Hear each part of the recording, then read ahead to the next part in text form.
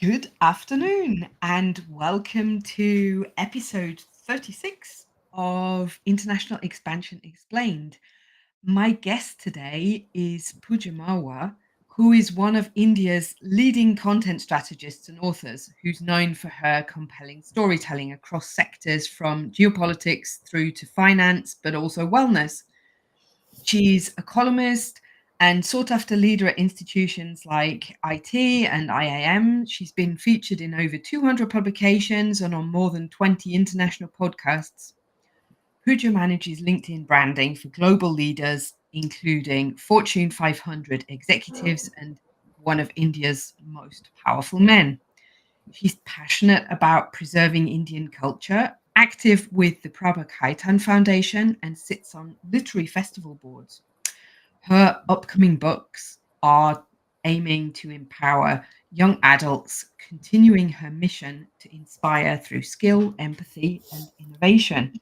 Pooja, thank you for joining me today. Thank you, Catherine, for having me and to our lovely audience that are here today with their time. So, really, really appreciate all of you being here, giving us your time because we are going to delve into something which not many on LinkedIn speak about, which is cross cultural branding. So, yes, I'm super excited to be here in conversation with you. Yeah, it's going to be a fun one. So, for somebody who's watching it live, maybe you could just put a hi or something into the chat just so that we know that we are properly actually live and then you can see us, that you can hear us, because just occasionally LinkedIn has these kind of blips where it doesn't always put us on live. So it would be great if someone could drop something in the comments. And in the meantime, Pooja, maybe you can tell us briefly, how did you get into international business and arrive at the point that you're at today? So, international business, Catherine, very strange story actually. I was approached by a firm, a geopolitical firm in San Francisco, and he reached out with a very different ask. I used to do blogs and articles for a couple of these Fortune 500s based in India. So he said, I'd like a blog done. I only have a week, and I need you to do it on the IMEC, which is the India, Middle East, Europe Economic Corridor, and it needs to be in context of India and China with reference to the BRI. So I said, okay, fine. Now that was a lot of research for me to do, and that was my first international gig, so to speak. So for me, what that did is when I had to obviously research a lot, and after researching, we went back and forth just once before he turned around and said, you know what, you've absolutely captured the pulse because their particular article was to be for global readership, right? So I had to be very, very careful that I don't cross boundaries. I don't use words that are, that people could get offended by. And over time, when I started doing these blogs for them, I realized that there was this gap in which leaders, how they present themselves on, say, online, it varies across different geographies. And that is how my foray into international business started. And I'll never forget, like they say, you never forget your first. I'll never forget my first. Oh, cool. I mean, that's quite a baptism of fire, I would say, from the Yeah, beginning.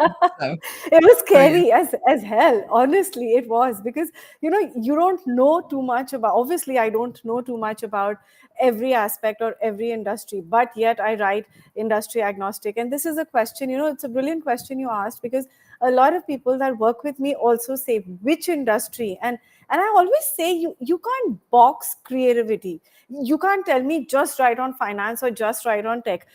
I'm a woman, and I always say that we women are used to having it all, right? We can't just be stuck to just give us the baker, just give us the bakery, just give us one pudding. We are just accustomed. I always say we're spoiled like that we want it all. So I applied that same mantra to my work, and I said, I want to do it all.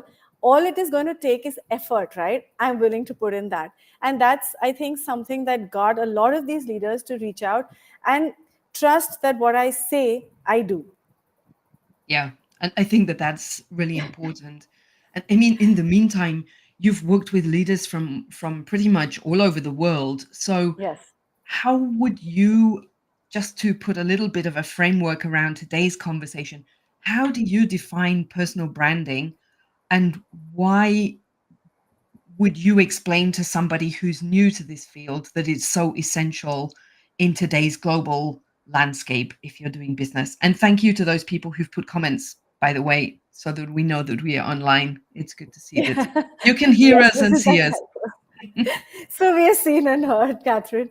So, Yeah. okay, personal branding, if I were to just put it in one sentence, I would say personal branding is the conscious expression of values and voice. Because in today's global world, it's not an option anymore. You can tell me that everybody knows you, everybody already trusts you, but it's your passport to trust, visibility, and influence.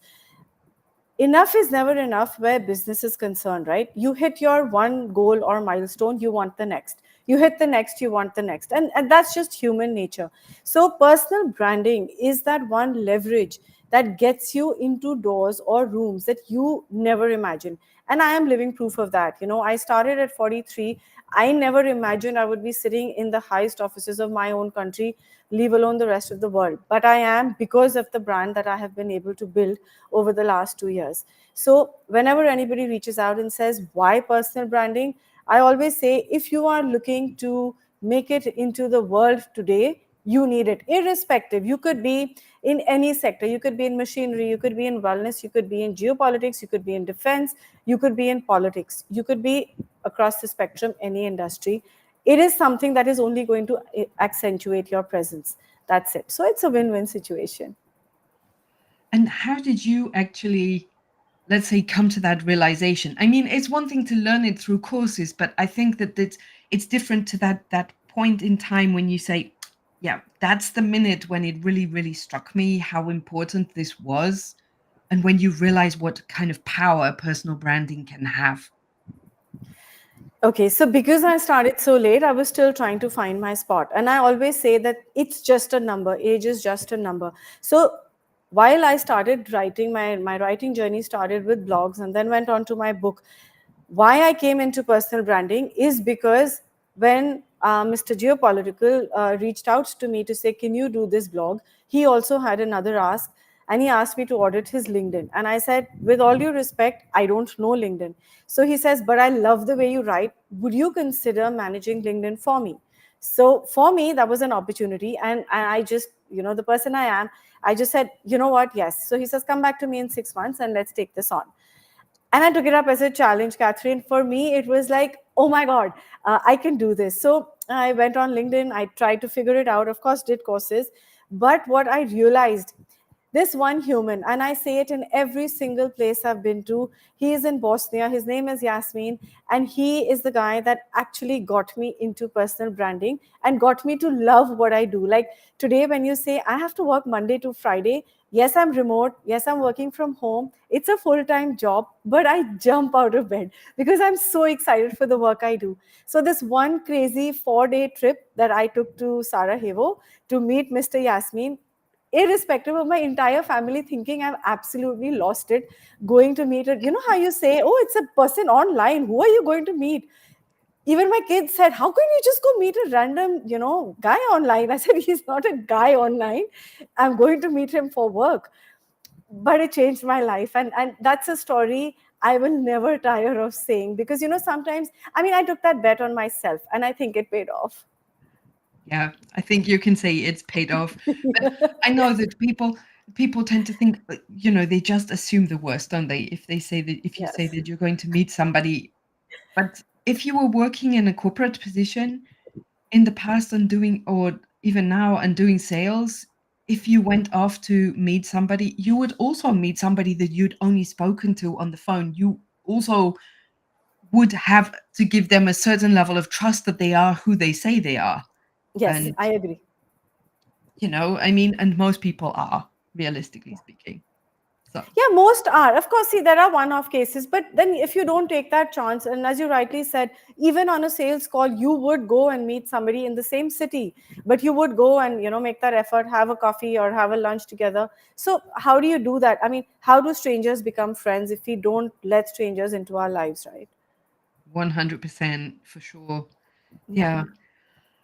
I mean, okay. I mean, we've talked about it. You obviously have this very passionate approach to your personal branding. So let's look a little bit from the strategic side. And Yeah. if you have a new client, how do you adapt, let's say, a personal brand strategy for somebody who's working across different cultural contexts? Like, I mean, if you're working within India, you need to have a slightly different approach to if you're working within Europe, say, or maybe in the US or other places in Asia, simply because different things resonate. So, Yeah. how do you recommend if somebody's just starting out on this journey, how can they think about this in a strategic way to try and ensure that they resonate with as many potential clients as possible? Great question. And yes, very rightly said, something that could work in New York may or may not work, say, in the United Arab Emirates or in India, because New York, the United States has just taken to be a little bolder than, say, the East. In the East, we go more for educative, knowledgeable content. In the West, we could get a little quirky. So it is very essential to understand. Europe, for example, relies a lot on research and in-depth kind of content. So just to share an example, there was a CEO that I worked with, and she was struggling to connect with her Middle Eastern investors. And she had an incredible pitch. Don't get me wrong on that. I really loved the strategy that she had and how she was trying to do it. So we got on LinkedIn to kind of help her, change her narrative, because clearly just her or her team reaching out to them, they were kind of hitting a roadblock. So what we did, we we had a simple shift in the tone and the voice. So we kind of added storytelling to her content. We made it more about the community and we turned things around. And that is something that worked for her. So it's not just the content. What works for me may or may not work for you, right? So it's not what you say, but how. And that how is very, very essential when you are talking to different clients. Now, when we come to LinkedIn, we have like a global audience, right? So whenever we write a post, there are certain things that we steer clear from. And I always advise, even when I'm working with, say, I was working with a senator who's in the United States at this moment, currently serving. So he says, it doesn't matter to me how you phrase the content, but I want it just for US. I said, it's not going to work because you have people from other areas that are going to also read. So we have to be respectful. We have to put it across in a way that it doesn't hurt somebody's sentiments, because otherwise, A, LinkedIn will shadow ban you, and B, it's your personal brand at stake. So whenever we are putting content out there, especially in like a global setting, we have to be a little mindful of who your audience is, and also that it's open for the world at large to see. And if we can put that in place when we write, trust me, it's not rocket science. We can make it work, because it does.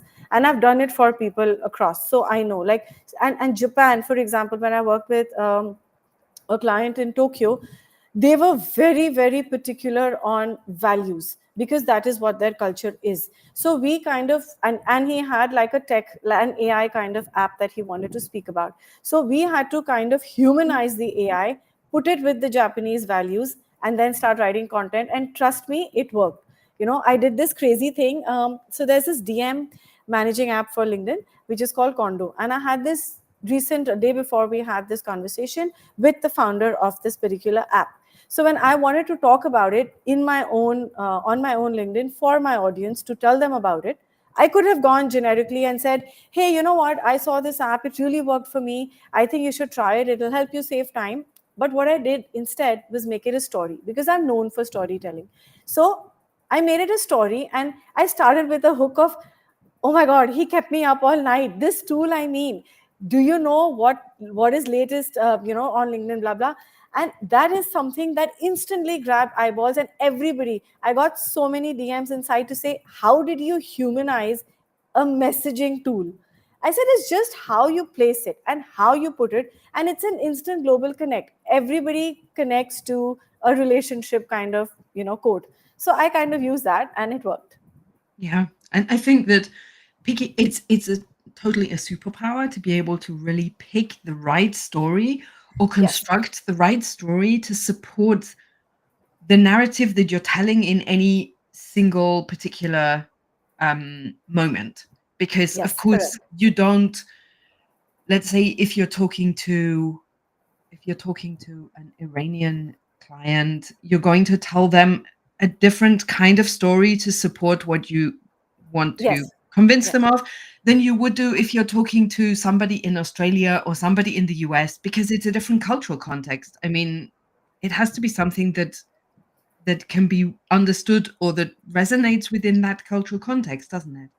Yeah, it has to. Otherwise, it'll fall flat. Like, for like I said, in the United States, you can be as bold as you want, it'll still sell. You could, if you see if you just, the way to understand this, I would say for people, for our audience, is look at the advertisements that those countries do.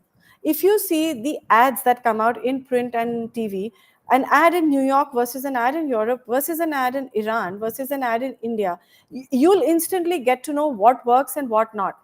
In India, if we show something which is, which shows a lot of skin and is a little bit maybe, adult oriented content, we can't use it on our mainstream television. It's not going to work. We need to go a little bit more conservative than, say, in the United States, where you could just go bold and say or do whatever you'd like. So I think that is something that we should keep in mind, and looking at the adverts across different parts of the world could be a fair way to gauge what works in the country that you are looking to go and sell at. Yeah. I think it's such an important point to actually look and to also think about. I mean, if you're already working in the market, then Yeah, probably you should have a little bit more idea about what the cultural values are.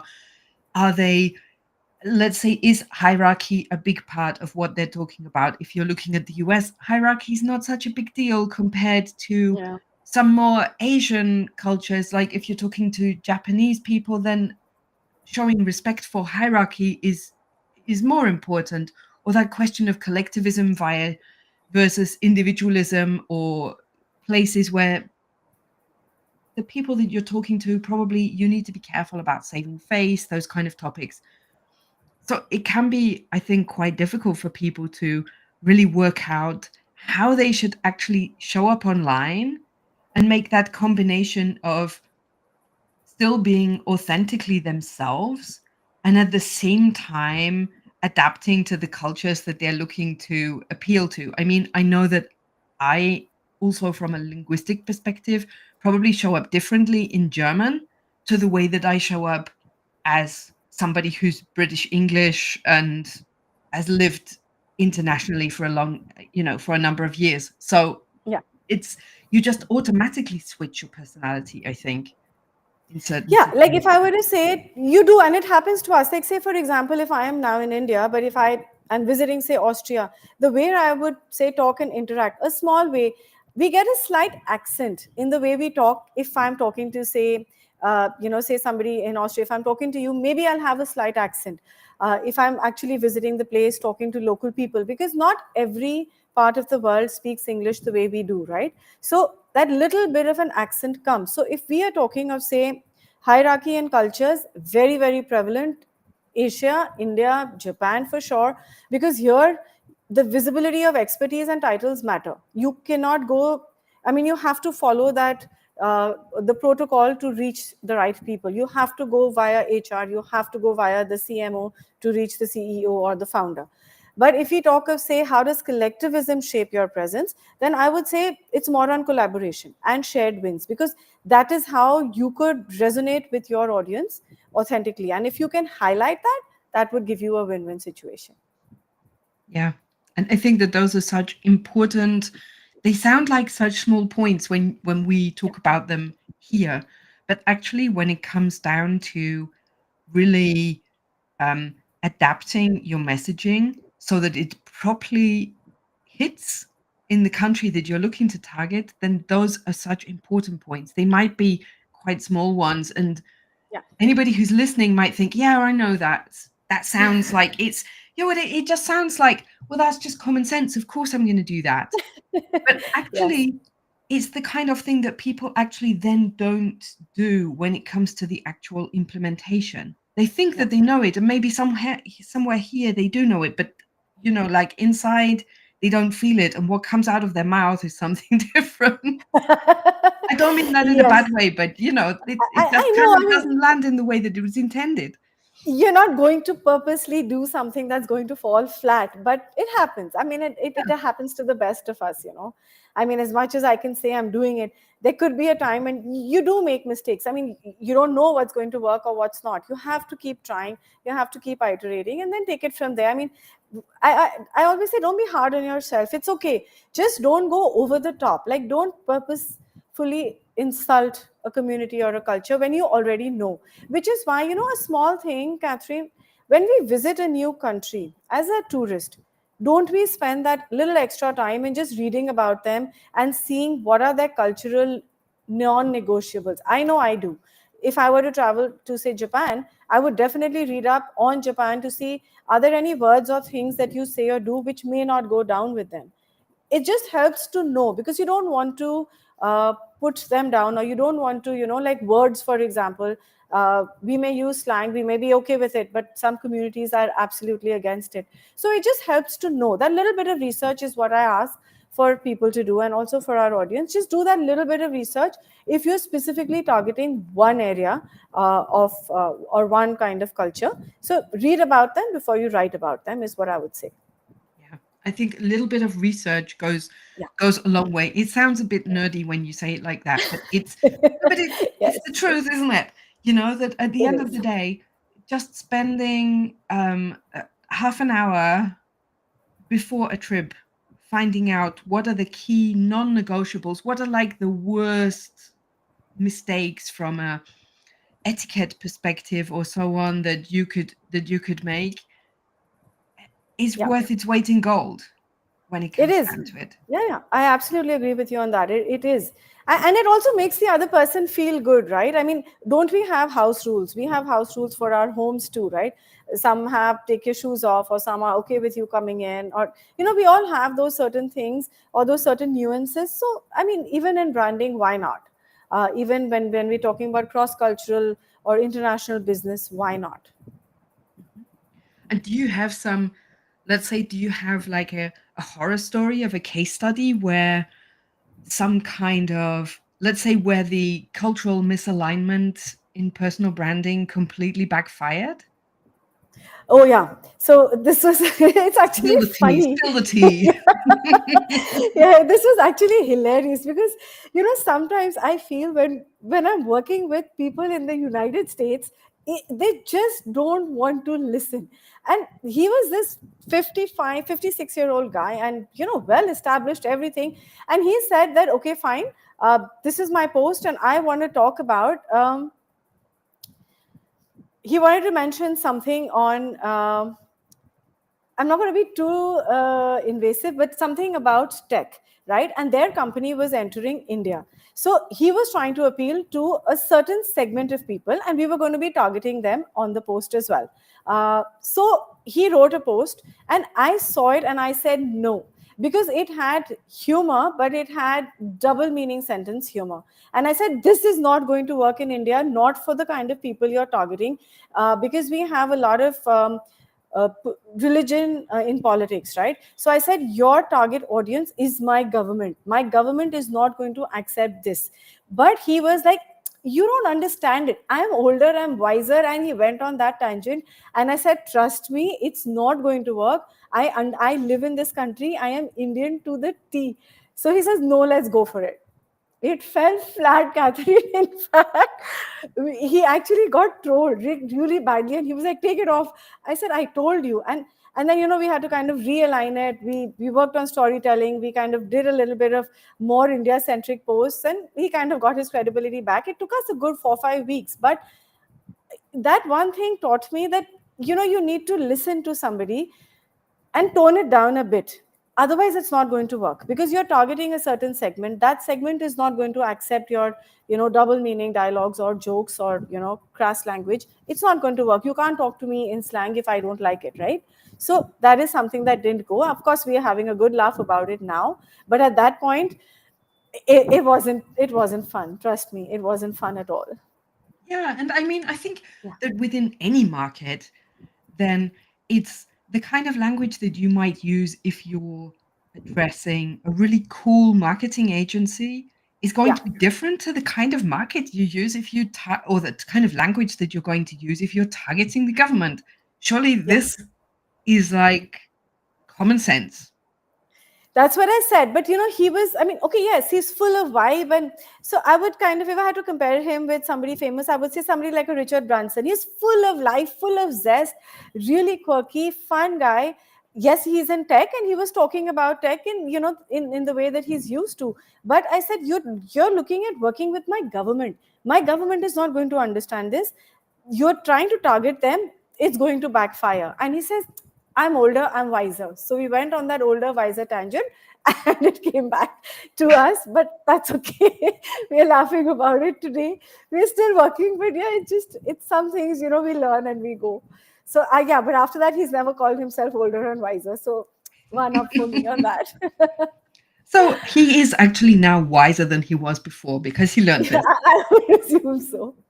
Yeah. Yeah, like for Um, example, we had this female woman founder. So she's from the UAE, and she obviously in her visuals wanted modesty, which I said yes, because in the community that you are, that is what would go down. So while we had modesty in her visuals, we kind of went a little bit bold with storytelling, and that kind of appealed to her international audience in Dubai, because Dubai is a very, very cosmo place, right? So they appreciated the visuals and they also appreciated the storytelling, which was bold but not in your face bold. And we did that without crossing any cultural lines. That got her media features in all the magazines around, in and around the United Arab Emirates, and she was absolutely elated. Like, this is the kind of work that we need, where you kind of mix cultures, you figure out what works for who, put a little bit of your personality in it, because without that, again, it's not you writing, it's just maybe AI. So you need to put your vibe, your quirkiness in it, but also be mindful of the country that you're trying to communicate with. That is important. Absolutely. And I think that at the end of the day, you have a kind of corridor, don't you, between where I would be normally, let's say Yes. as myself, if I'm just where I normally spend my time, and what's my extreme that I can do to the left, and what's the extreme I can go to the right. There's kind of Yes. a set of guardrails, if you like, between if I go further outside of that, then I'm going to be so far away from what is my normal self that it's not going to feel like it's me. But on the other hand, you have to make that adaptation to the market that you're targeting, as you said. But you shouldn't go like completely to the opposite end. If you completely change your personality, True. that's a bit weird. Yeah, true that. I'd interrupt you. Like, for example, how you would be with, say, your closest friends versus how you would be at a dinner with business people. Obviously, there would be difference, right? I mean, there's definitely going to be difference in the way you dress, in the way you talk, in the way maybe you drink. There is going to be a very stark difference between how you are with close friends versus how you are with business. Likewise, it's the same thing in work. When you're on the online world, be yourself, but have that little line that you don't cross. That's all. Exactly. And it seems like such a straightforward thing, but Yeah. so many people really struggle with it.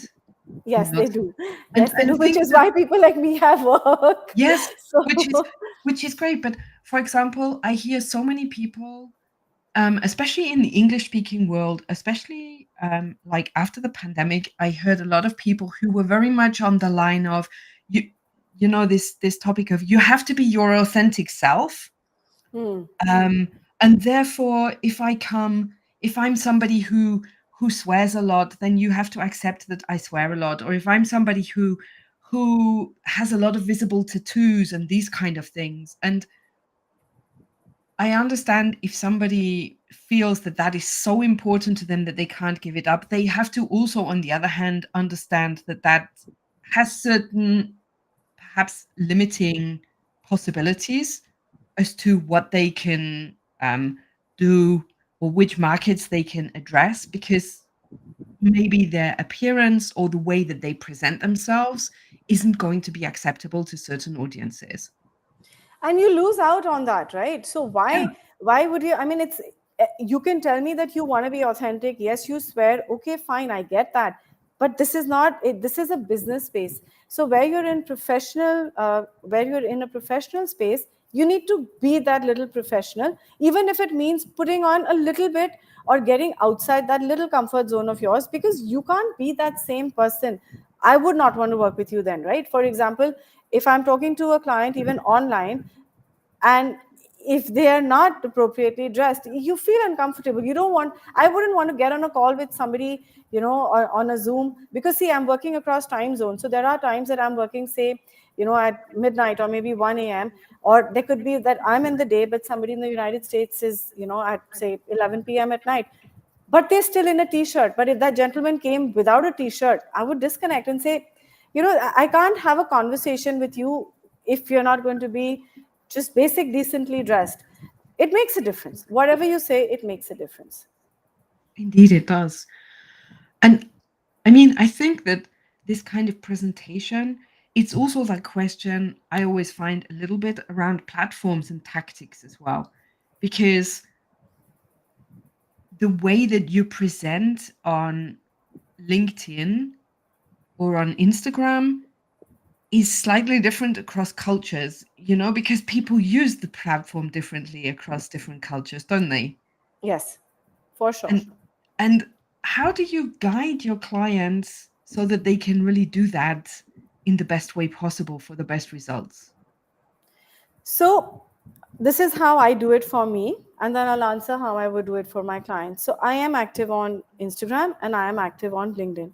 Mhm. Instagram is where I talk more about the how, the coaching part, because Instagram audience is more into reels. They want more of videos. They want very quick, under 1 minute content, which they can just kind of browse through, learn, and go on. LinkedIn, on the other hand, is where I'm actually working with the clients that I do, where I'm actually doing the work, which is building their brands. So here, my content would be more text oriented, would not have so much of videos. And why do we do that? Why do we divide it? Because every platform, whether you're on X, LinkedIn, Facebook, TikTok, whatever, Instagram, you have to first understand the audience. Who is it that is on your page and why are they there? If you're just talking about, say, thought leadership, then just like, for example, if you're a Jay Shetty, you're just talking about relationships. Yes, you can play around with different formats of content, which could be carousels, which could be reels, which could be static posts. But Instagram needs more of pictures, it needs more of videos. Any other platform doesn't need more of that. On X, you could just have 2 lines and it would work, right? So we have to understand our why of being on that platform, and then what is the content. If you tell me today, write me content on LinkedIn and just put it across the spectrum, it will not work, it will fall flat. The way I write for LinkedIn versus the way I write for an Instagram also very varied. I don't You cannot use the same kind of posts also. Instagram needs to be much shorter, much quicker, and the CTA needs to be very, very direct. LinkedIn, you can play around with storytelling. So that's how we would build it for clients too. Mhm. And do you find that on LinkedIn that different kind of content formats land differently across cultures? That it kind of goes in trends? I'm No, interested not because in really. I Austria I wouldn't don't say, see so yeah, much sorry. Sorry, LinkedIn. pardon. Yeah. I don't see as much LinkedIn content being posted. I mean, there is, and it is developing, but there's not as much as in the English speaking world. Yeah, so because LinkedIn, any format works, but you have to test it with your audience, which ones work best. For example, I've experimented with everything. I've experimented with carousels, I've experimented with video, with image only, with image and text, and also text only. For me, the best that work are image and text only. Uh, Videos on and off work, carousels don't work at all. So that gives me the idea that my ideal audience on LinkedIn are my ideal clients. So they don't have time to scroll through, an 8 slide text. They want to see it quickly, give me the context of the post and move on. But depending on who the client is, we would design different types of content. And I always say to our audience watching this also today, when you are creating content, say for LinkedIn or for any other social media, spend a little time, spend 2 weeks in experimenting with your content. What kind of content is working better, and then stick to that. So you can always play around, because see, at the end of the day, it's creativity, Catherine. If you don't play around with content, it'll get boring for you as a creator yourself. Yeah. So try out what works and then stick to that. As far as cultures go, the type of content or the format of content should not make a difference. Yeah. I mean, I find also that carousels don't work for me. I mean, Okay. and I don't really know why that is. I've heard lots of people in the past saying carousels are the best kind of thing, and I just find that, like you, image with an image with text or text only and an occasional video, those are probably the like the most solid ways of working with LinkedIn. Yeah. So Um, we have to see what's working for us and then take it from there. So, which is why I always tell, anybody who comes to me for either coaching or for working, that give us 2 weeks to first experiment. What is it that's going to work on your current audience? And then you can build from there. Because our audience keeps adding on, right? So maybe 3 months down the line, you could re-experiment. You could reiterate. I mean, iterate and see. but I think you need to do that all the time anyway, simply Yes. because especially LinkedIn um, evolves quite quickly as to which kind of content they're prioritizing. I find that, like, Instagram, I know that there are things that go on trend in terms of which content, Yeah. but I find that the formats and what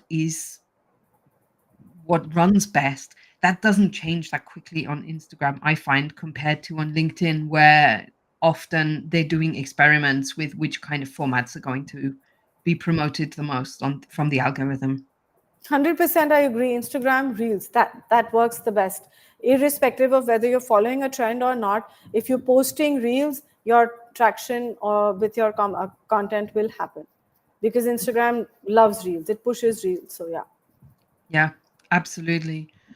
And when you're working, though, for example, in conservative, like quite conservative societies, how do you balance those kind of cultural expectations with authenticity? If you're working, for example, with, you mentioned before, working with a lady from the UAE, which I would say is not such a conservative society, but it's more conservative than some that are out there. And I know that you've done some other work in the Middle East. Is it difficult to kind of bridge that gap between what's expected in the home society and how a person wants their brand to be represented in other markets? Or do you usually find that there's a real congruence between that regular appearance and how people are wanting to present themselves in overseas markets? So I think the idea here is to protect our clients' authenticity without really crossing boundaries, right? So if we are going to, how do you create a strategy for someone like that without really crossing any line that, that could kind of upset people? So if I were to say, how would I do that? I would look at it through three lenses, which would be cultural resonance, which is what is working. Like, for example, the Middle East goes through a period of Ramadan. So during that time, you need to be a little bit mindful of what you're saying, what you're doing. What is the shift that's happening there? There are certain festivals that countries celebrate. If you're going to be posting at that time, figure out what that means. Talk about those things that could add to your brand, right? What is the brand promise that you're making? How is your brand going to better their life there? What is the value that you're going to add through your brand to the people that are going to be seeing your post or seeing or buying your product? And then your personal comfort, because discretion does not mean dilution. So where you have to kind of be mindful, you don't have to be uncomfortable with that. And it's a little bit of, again, understanding, playing around to figure out that what is the context of the message that you're trying to do. For example, I, as a business, if I'm going to try and enter the UAE, what are the things that I need to keep in mind? I'm not talking about the legalities, I'm not talking about the forms, I'm talking about the branding and marketing. Because international business, when we speak of it, it grows through marketing and branding, right? Getting into the country, yes, you'll get in, you'll fulfill your forms, you'll do the due diligence, you'll be in the country to be able to sell. How do I sell to people in the United Arab Emirates? There are already people doing what I do, so how can I sell? How do I stand apart? By my story, by my authenticity. So it's like a strategic calibration that we need to put ourselves out there and put out what they want to hear, not what they need, but what they want. And do you sometimes advise your clients to dial up or dial down certain aspects of their personalities in order to make that cultural resonance, or in order for cultural norms to be a better fit in Not really, working? but for example, like I mentioned earlier to the gentleman in the United States, when we had to, at that Mhm. point, it was necessary to. So I Yeah. told him. Otherwise, I wouldn't. I mean, usually, Catherine, if you ask me, people are pretty mindful because if you are online or if you're approaching me to be in the online space, you are already open to an international cross cultural engagement. Excuse me. And At that is least you not should just be. an, yeah, and you should be. So it's not about an individual success, but it's about the impact on the community that you're going to make. And that is something particularly parts of Asia are very, very kind of wary about when they open up to get, people from the West in. So if we are kind of conservative in, say, relational branding, I think we would be fine. Yeah.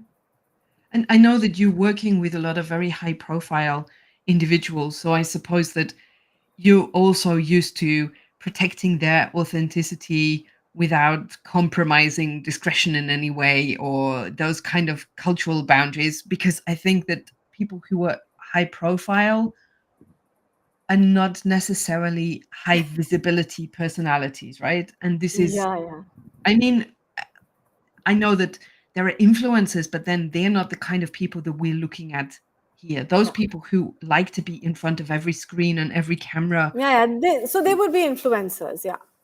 that's a completely different situation to looking at the kind of high profile individuals who are maybe looking for their to build a personal brand on the basis of thought leadership, or on the basis of whatever their company is about, right? It's It's a lot if you ask me. Some days actually it gets overwhelming because when we do these content strategy calls specifically, so in that call what happens is that we ask questions and then obviously one question leads to another. Like say you and I, we had figured out we're going to talk about 1 2 3 4 5, but then in conversation one question could lead to another and we may or may not follow the kind of agenda that we've written. I may say something more, I may say something less, or you may add something that I talk about something totally different from what we had spoken. And this happens 10 out of 10 times because when you're trying to figure out about their personal stories, a lot of them a lot of them are really vulnerable inside, if you ask me. And I feel like this bag of secrets because obviously we have NDAs in place. I can't talk. I can use parts of it, but which is why I'm very particular when I do content for my clients. I am the one doing content. I don't give it to my team because the writing part, since I am interacting with you, Catherine, I know your tone. I would know, say, words you use. I would understand something about you as a person when in conversation, right? So, and over time, over multiple conversations, I would be able to write a post exactly in your voice so that even your friends and family can't do it. I have a voice authority framework that we follow, and that helps me kind of understand the client's voice. So, when we do these calls and they share things that they may or may not want to talk about, I feel it's overwhelming, honestly, because it's like there's so much in your head. And at the end of the day, you realize that however high profile they are, in the end, they're somebody's husband, somebody's father, somebody's son. They're as human as you and I. Nothing changes. And we have our moments, they have our moments. And a lot of them, not a lot, some of them are going through a lot too. The image that they project versus the person that they are two different people. But then we kind of, when we sit and we write content and we do it, I mean, sometimes there was this guy who jokingly said, you're like an uneducated therapist. And I said, no, I have no such calms, but I'm just giving you a suggestion. But sometimes in conversation, and of course you become friends, right? I mean, today I know for a fact that if I ever visit Austria, not if, when the universe is listening. So when I visit Austria, the first thing I'm going to do is, hey, Catherine, I'm coming. Tell me where I can go. Tell me how we can meet. You have that instant connect. You become friends. It's not just an online, formal business relationship that, hey, we did a podcast and that's it. It doesn't end there. To me, this is the beginning, and that's what happens. Yeah. And Yeah. do you, it's always interesting when you work across such a huge range of people because you start to see those kind of trends that come up and you start Yeah. to notice patterns and so on. So are there some trends that you see at the moment in personal branding that you think that maybe um, s- that certain markets are overlooking certain trends that come up in personal branding? I would say just on the way you project leadership, where you're talking about the transformation. What is your post going to do to another person? That is something I find that is overlooked a lot. And AI.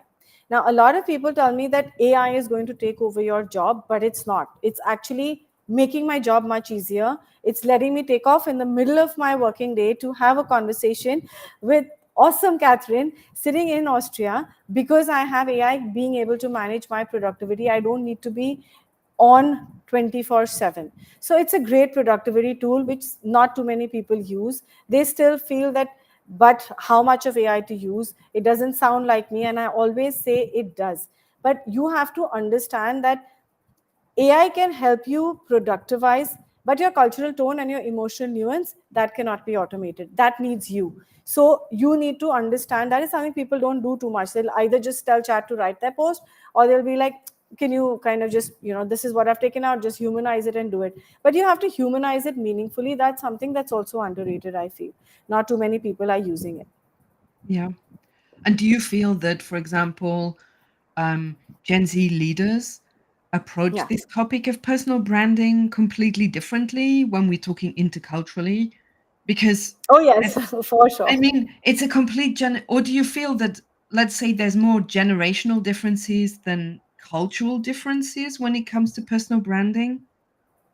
It's more generational, not so much cultural, because they are just there to kind of break their norms. They are not the could be, should be generation for sure. So they go for maybe storytelling, memes. They're smart. They're very, very smart. They know how Instagram works. A Gen Z handling Insta versus you and I handling Insta, there's going to be, you know, a lot of difference. And the one aspect that I feel they're missing out on is that they're not culture aware. They post what they want to post, and that's it. Like, they don't give a damn about who's seeing it, what's happening. So that is the basic difference between Gen Z, which I feel if they were to adapt a little bit, even 50% or 40% into their storytelling, they would do far more better than we can. So culture aware is not something that, in fact, I see it with my own kids too, that they are millennials and Gen Z, and they're doing very, very well. But when it comes to understanding cultural nuances, they're below zero. Like, they need to be told this is not right.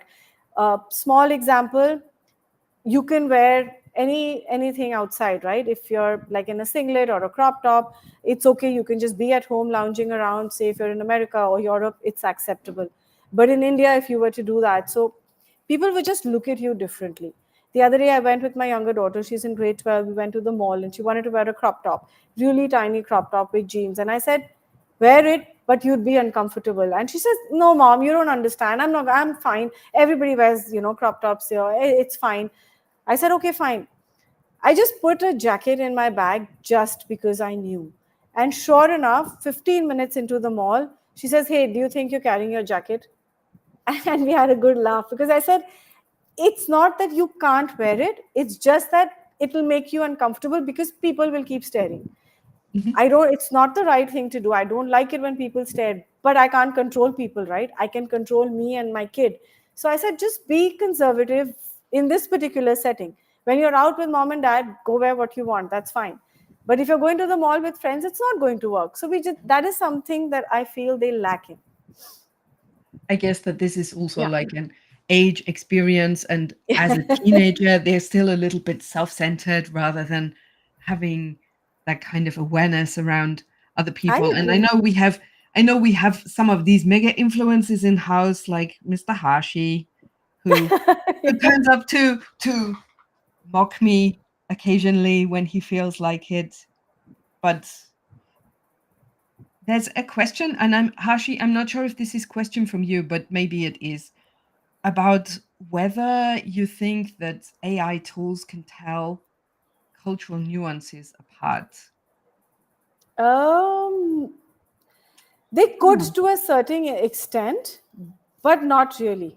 Because how AI only knows what we feed it. In fact, there's a very interesting article that I'm reading. I'm sure you've read it too on Apple, coming up with a research on AI and how effective AI really is. I don't know if you've had a chance to read that, Catherine, but you must. Very, very interesting.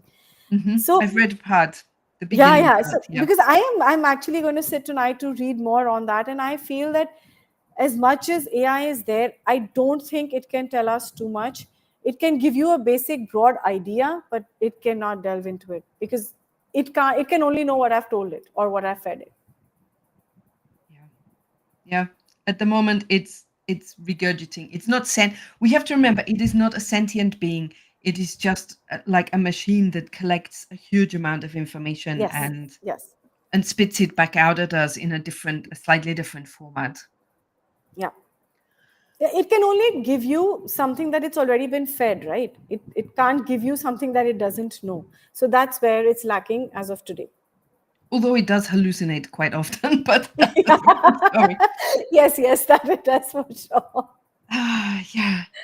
I wanted to I wanted one question that I wanted to ask you was, how do you see, because at one time I haven't seen it quite as much just recently, but at one time I would often look at LinkedIn and I would see a lot of brand owners who almost seemed to be doing, let's say, personal branding for its own sake, especially, I'm going to say, especially younger startup owners who were kind of very influenced by the Instagram, TikTok, YouTube kind of influencer generation, that it felt like they'd crossed a little bit the boundary between personal branding as a means to amplify their products through into the I'm doing personal branding because I want to have 5 billion followers and just because I want to be somebody famous rather than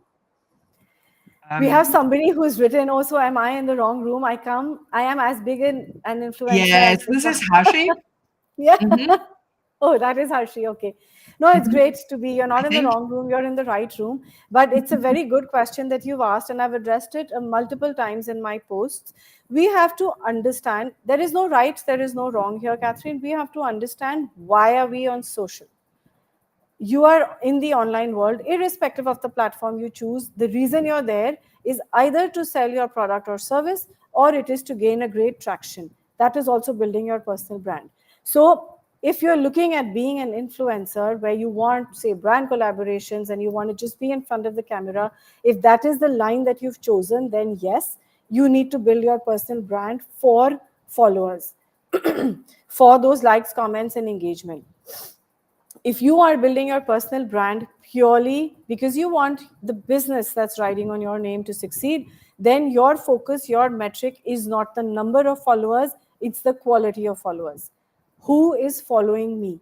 So when I say on LinkedIn, the one metric to chase for someone like you and I who are looking to grow business through LinkedIn are who is seeing my profile. Where am I visible? Am I visible more in comments? Am I visible more in posts? Who are the kind of people seeing my profile? So when I do a profile audit at the end of every week, the kind of people coming to my page are my ICP. 50 to 60% of the people that visit my page are my ICP, which tells me that the content I'm writing out is hitting the right audience. That is something we have to be very about. So the why needs to be very clear. Why are you on whichever social or whichever online platform? What is your why? Once you figure that, you can write. Yeah, I think that that's really important, and it's something that people don't take enough time to actually consciously consider Yeah. and really to write down. I mean, we're coming a little bit to the end, but if somebody is just starting to build a cross-cultural personal brand today, what is one actionable tip that they should begin with? and what's maybe one thing that they should avoid doing at all costs? The one thing to avoid is steer clear from politics, steer clear from controversial topics, and steer clear from copy pasting content. Because if you copy paste templatized content, it's going to get you down. That is something that I feel that you need to understand, that the person on the other side of the screen is human. Whatever you write, they need to kind of be wanting or willing to listen to. So you have to listen to your audience. Something that I tell my audience a lot on Instagram is, you are the reason I am where I am, because our audience is empowering us, Catherine. It's not the other way around. We are who we are because we have an audience that believes in what we say, right? So if we listen to that audience, if we respect that audience is going to respect us back. So as my mentor Yasmin always says, that make it about them, make it about your audience, so they can make it about you. So if I were to say that what is that one tip, I would say start by listening to your audience. That is where you'll get most of your answers. Is that the advice that you would also give to your younger self when starting out? No, to my younger self, I would say don't let your voice shrink to fit in, because I did that for a long time, which is why I couldn't start till I was 43. I mean, I gave in a lot to people and how they kind of put me down and said, I've been told so many times, hell, I'll say it right here, that you'll never make it. Who is going to want you to write for them? You don't have enough, you're not knowledgeable enough, like very very hurtful things that have been said to me. But I let it affect me for the longest time. So if I were to give one advice to my younger self, I would say, to hell with it. If you have this delusional amount of self belief, just go out there and do it. Everything's going to fall in place. So that, yes, coming back to that one Bosnian trip, that gave me everything I needed. And I said, I don't care anymore. It's I, me, and all the fab people that I have met in the last 1.5, 2 years that have made my journey and every day worth it. Like literally, I thank my audience every day for making me want to jump out of bed to write that post. That's great to hear. And I think Thank that you. there's no, but it's so nice to hear somebody who's really passionate about what they do. And it's one of the things I like about doing these interviews, because it means I get to talk to lots of people who are passionate about different things that they like to do. Um, Maybe you can give us, you mentioned we've spoken quite a lot. I think a lot of people have realized that you do um, LinkedIn, personal branding. Maybe you can just give us a short summary. Which kind of services do you offer, and who should reach out to you if they are interested in learning more about working with you after hearing this interview? Okay, that would be great. So I do executive ghostwriting and LinkedIn management for individuals as well as businesses. So the kind of people that could benefit from the service that I have would be founders, VCs, investors, C-suites, and politicians. I have this thing with senators and politicians. I don't know what it is, but I am loving working with government people because it gives me an insight into world governments too. So if that is you, I'd be more than happy to get on a chat. Also, if you're willing to learn, or if this is something that you want to know how, I do consulting as well. That is where Instagram kind of comes into play, because a lot of the younger, like the Gen Z millennials, come to me on Instagram for that. Can you teach us how? And we'll kind of take it from there. So open to both paths. So yes, I am. I'm not bipolar, but I have a dual personality. Let's just say that. Yeah, but I think that realistically speaking, a lot of the people that I talk to on LinkedIn, especially, are really this, they have this kind of multi-passionate approach to life, simply because you reach a certain age and you've done quite a lot of different things. You have a lot of interests, and that's just the way that's just the way it is, right? It's Yeah, but you for don't want me, to it's a be little kept in bit the box. different because I don't have that. I was married young, had kids very young. And because I started, I won't say late, because I started when I did, I feel that in the little bit that I have worked, I've learned so much. Like 1 hour of my day is spent on learning, which I love. So I think that is my kind of go-to motivation for myself. That just get up, go out there and write. You love to write, writing, and I love to meet people, Catherine. I mean, we're sitting here. I would never, in my wildest dreams, imagine ever meeting you in the world. But see, here we are. So Here we are. I absolutely, yeah, so love LinkedIn for that. Yeah. Anyway, Pooja, it has been lovely to talk to you today. I know that Hashi has said that Trump and Elon Musk might have different opinions about avoiding controversies to get famous, Yes, but I think let's not. we don't have time to go there. He's also thinking about running for world government. I think we'll also leave that one where it is because otherwise, yeah, I'm in trouble if he's at the top of Yeah, the yeah, do world. not But mention that. It's my one thing I say. No, let's stay away from Elon Musk for sure right now. And of course, the president himself. yeah, We don't talk. we'll Everybody's stay good. away from the Everybody's fine. politics. Yeah. We'll stay away from the politics. Yes. Anyway, thank you to everybody who came and who put comments and encouragement in the comments. I can see Hayen, I could see Harry, and of course Hashi, and that I know that there's a few other people further up the line. Quite a lot of people just appearing to me as LinkedIn users, so I'm not sure No, who Craig, everybody is. Mahia, Jeff, Nico, Sylvia. Hi, thank you so much for being here. Bakat and everybody else. Alison, thank you. Yes. Thank you for joining us. Pooja, thank you so much for taking the time out of your afternoon. It's been an absolute pleasure to chat again. And yeah, Thank you so, so, so much. I have absolutely loved this conversation.